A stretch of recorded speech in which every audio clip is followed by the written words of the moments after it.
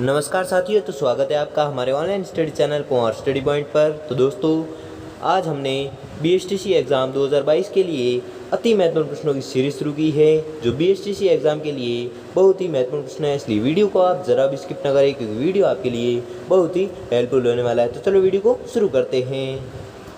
तो आपका पहला सवाल है कि अलाउद्दीन खिलजी के किस अभियान के वर्णन के क्रम में समसामयिक लेखकों द्वारा जौहर व्रत का पहला विवरण मिलता है। अलाउद्दीन खिलजी के किस अभियान के वर्णन के इस क्रम में समसामयिक लेखकों द्वारा जौहर व्रत का पहला विवरण मिलता है? तो किस अभियान में? रणथंभौर अभियान में। ठीक है, तो दोस्तों आपको 25% दिए जाएंगे, जिसमें से आपने कितने परसेंट सही किए हैं वो हमें जल्दी से जल्दी कमेंट करके जरूर बताएं। इसलिए मैं परसेंट बढ़ूँ उससे पहले आप उत्तर तैयार रखें, जिससे कि आपकी प्रिपरेशन होते रहे।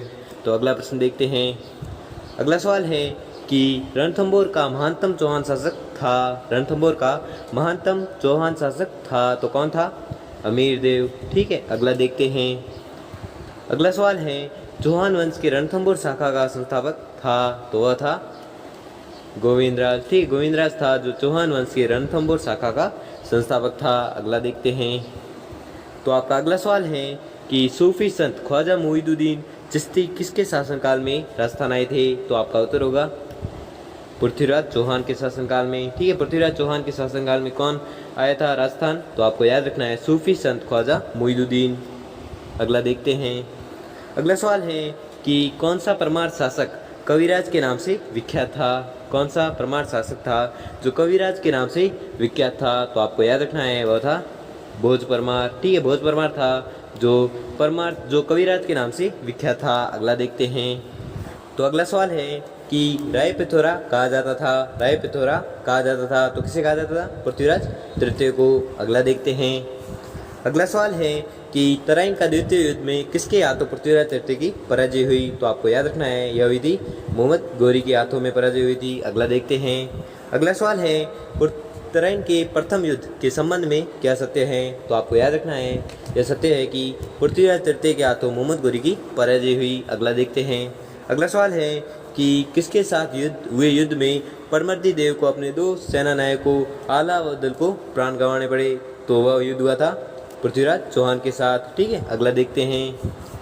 तो अगला सवाल है कि पृथ्वीराज चौहान ने विजय नीति का अनुसरण किया क्योंकि वह अपने संबंधियों से छुटकारा पाना चाहता था। उसमें दिग्विजय की भावना थी, विदेशी शत्रुओं को नष्ट करना चाहता था। यानी कि इसका उत्तर होगा उपयुक्त सभी। ठीक है, अगला देखते हैं।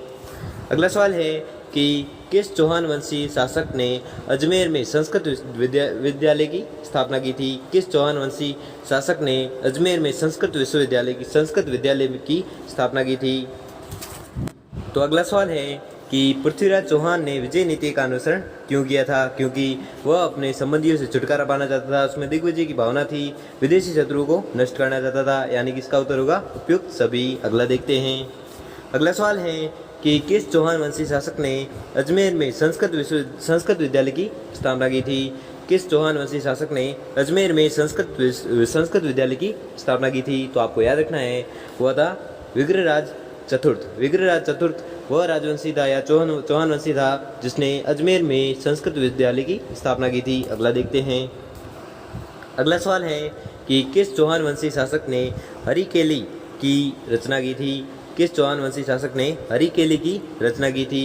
तो आपको याद रखना है वह था विग्रहराज चतुर्थ। ठीक है, विग्रहराज चतुर्थ था जिसने हरिकेली की रचना की थी। यह संस्कृत नाटक है। ठीक है, आपको याद रखना है। अगला देखते हैं।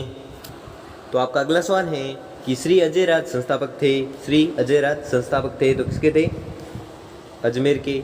ठीक है, अगला देखते हैं। अगला सवाल है कि शाकंभरी के चौहान राज्य का संस्थापक था। शाकंभरी के चौहान राज्य का संस्थापक था तो कौन था? वासुदेव। अगला देखते हैं। अगला सवाल है कि पृथ्वीराज रासो के अनुसार राजपूतों के 4 वंश परमार, चालुक्य, परिहार व चाहमान है तो वह है अग्निवंशीय है। ठीक है, चारों क्या है? अग्निवंशीय है। अगला देखते हैं। अगला सवाल है कि पृथ्वीराज रासो का रचनाकार था तो कौन था? चंद्रवरदायी। ठीक है, चंद्रवरदायी था जो पृथ्वीराज रासो का रचनाकार था। अगला देखते हैं। अगला सवाल है कि सबसे पहले किसने राजपूतों की उत्पत्ति के संबंध में अग्निकुल अग्निवंश सिद्धांत का प्रतिपादन किया? सबसे पहले किसने राजपूतों की उत्पत्ति के संबंध में अग्निकुल या अग्निवंश सिद्धांत का प्रतिपादन किया? तो आपको याद रखना है वह था चंद्रवरदाई। ठीक है, चंद्रवरदाई वह था जिसने राजपूतों की उत्पत्ति के संबंध में अग्निकुल या अग्निवंश सिद्धांत का प्रतिपादन किया था। किसने? चंद्रवरदाई ने। अगला देखते हैं। अगला सवाल है कि राजस्थान की सबसे कम सीमा किस राज्य की सीमा से लगती है? राजस्थान की सबसे कम सीमा किस राज्य की सीमा से लगती है? तो आपको याद रखना है वह लगती है पंजाब से। ठीक है, अगला देखते हैं। अगला सवाल है कि राजस्थान की पाकिस्तान से लगी सीमा की लंबाई कितनी है? राजस्थान की पाकिस्तान से लगी सीमा की लंबाई कितनी है? तो आपको याद रखना है यह लंबाई है 1070 किलोमीटर। ठीक है, अगला देखते हैं। अगला सवाल है कि राजस्थान की पूर्व से पश्चिम लंबाई कितनी है? राजस्थान की पूर्व से पश्चिम लंबाई कितनी है? तो आपको याद रखना है यह है 869 किलोमीटर। अगला देखते हैं। अगला सवाल है कि बांसवाड़ा व डूंगरपुर के मध्य के भूभाग को किस नाम से जाना जाता है? बांसवाड़ा व डूंगरपुर के मध्य के भूभाग को किस नाम से जाना जाता है? तो आपको याद रखना है यह जाना जाता है कांठल नाम से। ठीक है, कांठल नाम से जाना जाता है किस भूभाग को? बांसवाड़ा व डूंगरपुर के मध्य के भूभाग को। अगला देखते हैं।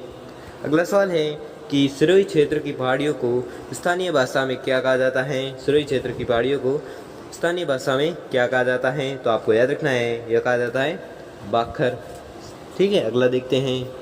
अगला सवाल है कि राजस्थान का सबसे ऊंचा पर्वत शिखर गुरु शिखर है, जिसकी ऊंचाई कितनी है? राजस्थान का सबसे ऊंचा पर्वत है जो गुरु शिखर है, जिसकी ऊंचाई कितनी है? तो आपको याद रखना है इसकी ऊंचाई है 1722 मीटर। अगला देखते हैं। तो आपका अगला सवाल है 56 बेसिन किस जिले में है? 56 बेसिन जो किस जिले में है? तो आपको याद रखना है यह है बांसवाड़ा में। ठीक है, अगला देखते हैं।